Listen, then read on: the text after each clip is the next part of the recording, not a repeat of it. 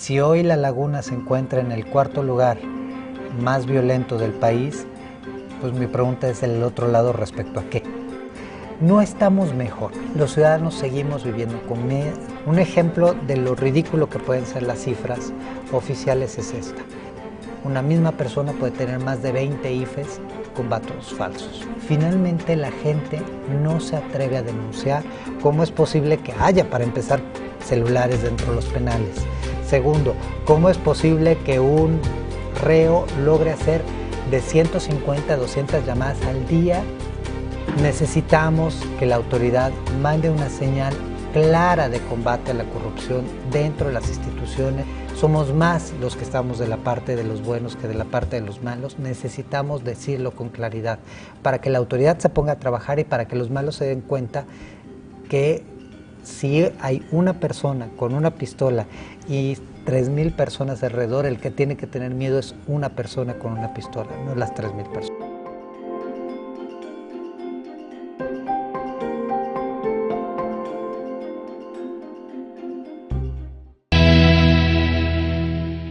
Bueno, estamos con Francisco Rivas, titular del Observatorio Nacional. Muchas gracias por esta entrevista, Francisco. Muchas gracias a ti. Bienvenido a Torreón, a La Laguna. Aquí estamos.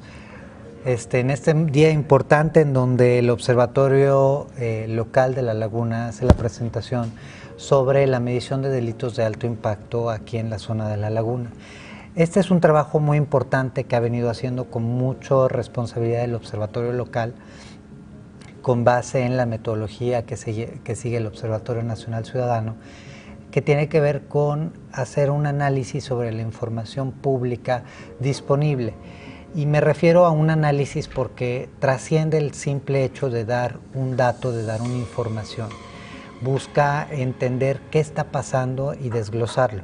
Sobre todo en el caso específico, como es el caso de La Laguna, que es un caso muy particular en donde tenemos a 6 municipios y 2 entidades federativas, y donde La Laguna per se, o sea, si la consideramos como una entidad, se encontraría prácticamente en el cuarto lugar en materia de incidencia delictiva a nivel nacional, solo detrás de entidades como Morelos, Tamaulipas o Guerrero, ¿no? o Guerrero.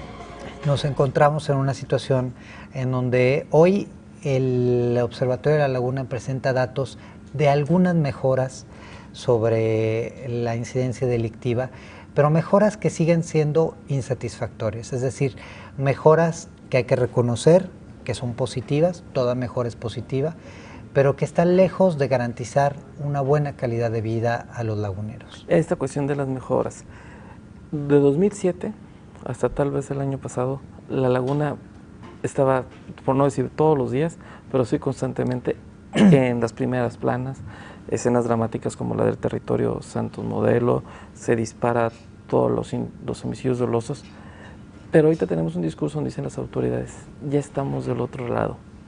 ¿En realidad estamos en otro lado? ¿O el discurso pues no sé político? ¿El otro lado respecto a qué? Ajá. O sea, habría que definir respecto a qué es el otro lado donde quieren estar. Si hoy La Laguna se encuentra en el cuarto lugar más violento del país, pues mi pregunta es el otro lado respecto a qué. No sé si ese es su objetivo, era llegar ahí, porque si ese es su objetivo, pues es un objetivo que deja altamente insatisfechos. Perdón, y que incluso recientemente Enrique Peña Nieto puso como ejemplo La Laguna.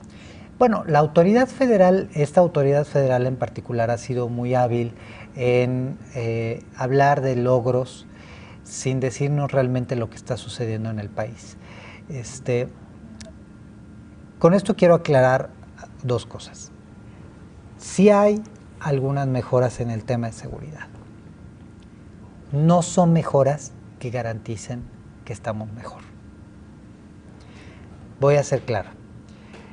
Si nosotros hablamos del tema de los números y de la incidencia delictiva con referencia a lo que nos presenta el Secretariado Ejecutivo del Sistema Nacional de Seguridad Pública, tenemos una disminución de aproximadamente el 24% del homicidio doloso, es decir, el homicidio intencional. Sin embargo, las denuncias que se presentan en el Secretariado Ejecutivo son averiguaciones previas que no están conectadas realmente con el número de víctimas que existen en el país. Por ejemplo, si nosotros consideramos 3 hechos que han sucedido en los últimos 3 meses, como son el encuentro de el hallazgo de las 3 fosas clandestinas que se encuentran principalmente en las colindancias entre Michoacán y Jalisco, pues encontramos a más de 100 víctimas de homicidio doloso, que los registros van a aparecer como 3, porque son 3 eventos. Los datos del Secretariado Ejecutivo se refieren a eventos, no se refieren a víctimas. Y en un evento pueden haber múltiples víctimas. Por lo tanto, pues no conocemos a detalle cómo estamos en el país. Sí hay mejoras, qué bueno que hay mejoras, pero no podemos decir que estamos en una situación positiva. Y eso no se lo podemos decir, no es justo que se lo digamos al ama de casa que acaba de recibir una llamada extorsiva en su casa. No es justo que se lo digamos al comerciante al cual le están pidiendo derecho de piso para poder seguir operando.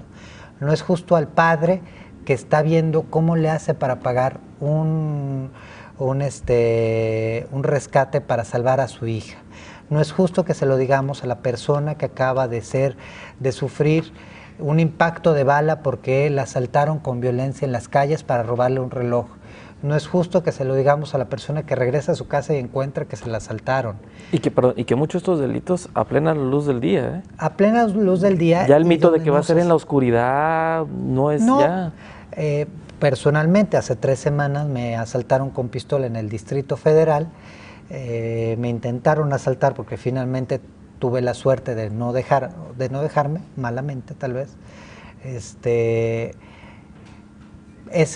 evento, que es un evento con pistola, dramático, a la luz del día, en un eje vial, o sea, en plena revolución, una calle con 10 carriles, rodeado de carros, en donde todo el mundo vio, nadie hizo nada, pues ni siquiera va a quedar en los registros de violencia del país. ¿Por qué? Porque quedó en tentativa, no se cumplió. Entonces, no estamos mejor. Los ciudadanos seguimos viviendo con miedo. Los ciudadanos, cuando estacionamos nuestro carro, no sabemos si lo vamos a encontrar enterito, ni siquiera sabemos si lo vamos a encontrar o entero. Todavía estamos lejos de haber logrado esos índices que buscaríamos. Entonces, sí han habido mejoras. No es oportuno hablar o echar las campanas al vuelo porque hoy no estamos en esas condiciones. Mencionas la cuestión de las cifras, ahora sí que la danza de los números, pero hay delitos donde incluso las cifras son muy mentirosas porque no se denuncian. La cifra negra es muy alta, ¿no? Los secuestros o las extorsiones telefónicas que también las mencionabas. La extorsión en particular es un delito que nos dice el INEGI que tiene una cifra negra aproximadamente el 98%. Un ejemplo de lo ridículo que pueden ser las cifras oficiales es esta. El año pasado yo lo vine reportando en varios medios de comunicación, donde escribo y a través de las publicaciones que hacemos en el Observatorio Nacional Ciudadano. Michoacán tenía mejores indicadores y específicamente el área de Tierra Caliente y de Lázaro Cárdenas tenía muchos mejores indicadores que gran parte del país. Un dato muy kafkiano, ¿no? Muy surrealista para lo que estamos viviendo actualmente. ¿Por qué?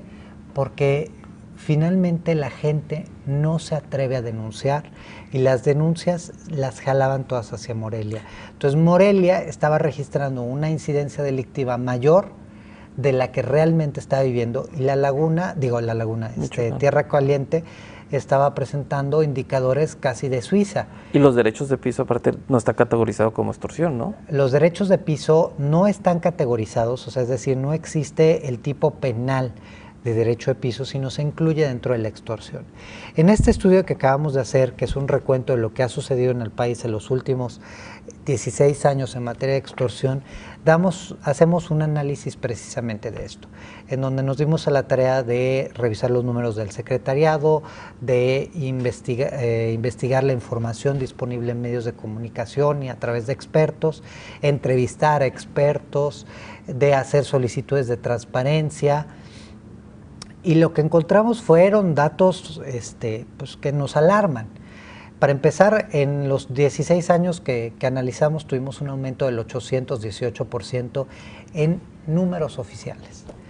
tenemos todavía 3 entidades que no registran el delito. La entidad no es capaz de contestarnos, la mayor parte de las entidades no son capaces de contestarnos de las extorsiones que tienen, cuántos son derecho de piso y cuántos son engaño telefónico o amenaza telefónica o ciber extorsión. Hay una gran debilidad en el sistema bancario y también en el sistema de registro de documentos como es el IFE, donde encontramos personas que pueden tener IFEs originales con datos falsos. Una misma persona puede tener más de 20 IFEs con datos falsos. Y eso pues complica todo el panorama. Tenemos un gran tema de preocupación en los protobancos, o sea, en aquellos bancos en donde sin yo necesariamente ser un cliente que tenga una cuenta con ese banco, puedo recibir y transmitir dinero desde esos bancos, facilitándole la vida a los extorsionadores. Tenemos un grave problema en el tema de los inhibidores de señal desde los penales y en todo el sistema carcelario. ¿Cómo es posible que haya, para empezar, celulares dentro de los penales? Segundo, ¿cómo es posible que un reo logre hacer de 150 a 200 llamadas al día solicitando extorsión? Pues simplemente, perdón que te interrumpa, Francisco, ¿cómo es posible que aquí en La Laguna, en el penal de Gómez Palacio, los reos pudieran salir para asesinar gente en Torreón? Exactamente. Entonces tenemos una serie de graves problemas que en ese sentido pues apuntan a que todavía hay graves debilidades que señalar. El tema de gasto público en materia de seguridad es un tema que nos preocupa y entonces, hoy como hoy, lo que nosotros a través de estos estudios proponemos son ciertas medidas específicas para fortalecer el tema de inhibidores, para fortalecer el tema de calidad de la información, para fortalecer el tema de combate directo, porque lo que encontramos también es que el Estado muchas veces tiene solo acciones preventivas dirigidas solo hacia cierto tipo de delito. Por ejemplo, en el tema de extorsión, una campaña que ha funcionado muy bien es la campaña de cuelga, verifica y llama y denuncia. Una muy buena campaña que está dirigida solo a un tipo de delito. Dentro del delito de extorsión a un tipo incluso específico y no a todo el problema. Tenemos un grave problema en la administración de justicia que no hace que exista una verdadera eficiencia y eficacia en el combate a los delitos. Y por lo tanto el ciudadano pues, no emite tampoco su denuncia, porque dice, ¿para qué? Si no se confía. Hoy voy y denuncio, de todos modos nada pasa. Entonces, tenemos un grave problema de corrupción dentro de las instituciones, que hace que también si yo emito hoy mi denuncia, el más vulnerable probablemente sea el que emite la denuncia. Entonces, ahí hemos encontrado algunos puntos importantes que señalamos en este estudio, que señalamos en los estudios que hacemos de trata, de secuestro, de incidencia delictiva, y a las que hoy invito a todos a que visiten en nuestra página www.onc.rg.mx.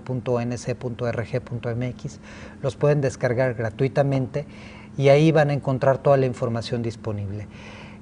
Sí tenemos mejoras, pero tenemos que mejorar antes que nada en la calidad de la información disponible, porque si no hay buena calidad, no vamos a poder contar con buenas políticas públicas de combate específicamente a cada uno de los delitos. Necesitamos que la autoridad mande una señal clara de combate a la corrupción dentro de las instituciones, con indicadores claros y con una señal clara que se está realmente trabajando para limpiar a las instituciones. Necesitamos eficacia en el combate a los delitos, necesitamos que se aplique la ley.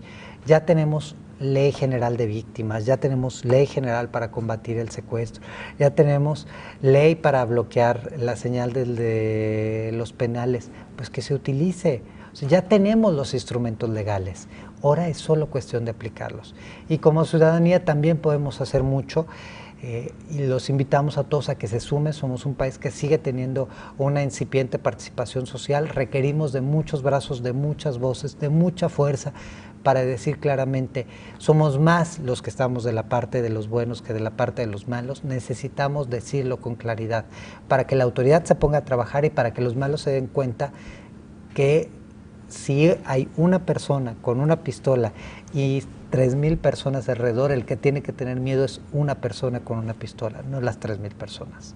Y que eso van los mensajes contundentes, ¿no? Porque hasta ahorita los mensajes contundentes del gobierno es sexenio tan sexenio o trienio tan trienio, hablando de autoridades locales, decir, aumentamos el recurso para seguridad. Pero cada vez gastamos más y estamos más inseguros. Porque gastamos, no invertimos. Exacto. Necesitamos pasar del gasto a la inversión. Necesitamos ver en qué gastamos. Un ejemplo son las unidades antisecuestro. En las unidades antisecuestro nosotros hemos podido detectar que más del 90%, y esto lo reconoció el mismo secretario de Gobernación, no cuenta con los insumos básicos. Entonces, ¿cómo es posible que no cuenta con los insumos básicos cuando esas unidades antisecuestro se equiparon en la época del presidente Fox, se reequiparon en la época del presidente Calderón? Es uno de los programas prioritarios dentro del FASP, del Fondo de Aportaciones en Seguridad Pública, y hoy las vamos a tener que reequipar, o sea, nos van a volver a costar una tercera vez a los mexicanos porque no gastamos bien, no invertimos en seguridad, gastamos y gastamos mal. Para ir cerrando la entrevista, Francisco, tú viviste en Tijuana, en la parte más violenta de esta historia reciente de Tijuana. ¿Cómo ves a la laguna desde tu experiencia en Tijuana? ¿Y cómo ves a la laguna? Sé que has estado pocas horas aquí, tienes un estudio en tus manos, ¿cómo la ves? ¿Se ve una luz ahora sí que al final del túnel? La luz al final del túnel yo la veo en algo, en que hay una sociedad civil que le importa. Cuando yo trabajé en Tijuana, una de las cosas que más me costó fue echar a andar a la sociedad civil en temas, yo en ese entonces trabajaba específicamente en el tema de cultura de la legalidad, esa era mi bandera principal en ese momento.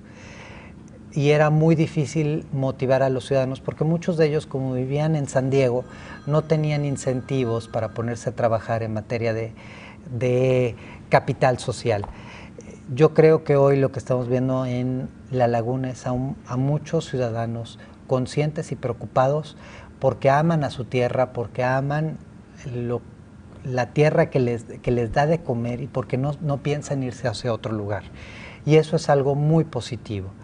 Es muy positivo que pese a que Coahuila es un estado desfalcado, en donde desafortunadamente vimos lo que pasó el sexenio pasado, pues hoy todavía hay gente que quiere trabajar y que quiere seguir aquí.